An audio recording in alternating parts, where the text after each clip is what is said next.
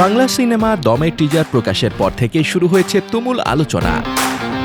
টিজারটি সামনে আসতেই সামাজিক মাধ্যমে উঠেছে নকলের অভিযোগ। অনেক দর্শকের দাবি, টিজার দেখে কিছু দৃশ্য নাকি বেশ মিল রয়েছে মালায়ালাম সিনেমা দ্য গড লাইফের সঙ্গে, বিশেষ করে মরুভূমির বিস্তীর্ণ পরিবেশ, ধুলোমাখা ও ক্লান্ত চরিত্রের উপস্থিতি এবং বেঁচে থাকা সংগ্রামের কিছু দৃশ্য। এসব দেখে অনেকেই বলছেন দুই সিনেমার ভিজুয়ালে রয়েছে বেশ মিল। টিজার প্রকাশের পরই এ বিষয়টি দ্রুত ছড়িয়ে পড়ে সোশ্যাল মিডিয়ায়।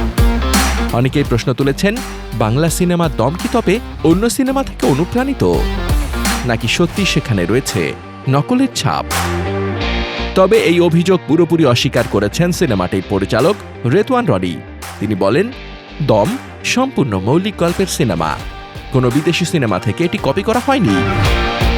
পরিচালকের মতে, মরুভূমির দৃশ্য পৃথিবীর অনেক সিনেমাতেই একই ধরনের দেখাতে পারে, তাই শুধুমাত্র ভিজুয়ালের মিল দেখেই নকলের অভিযোগ করা ঠিক নয়। তিনি আরও বলেন, দম সিনেমার কাজ শুরু হয়েছিল 2023 সালে আর দ্য গড লাইফ মুক্তি পায় 2024 সালে, তাই কপি করার অভিযোগের কোনো ভিত্তি নেই বলেই মনে করেন তিনি।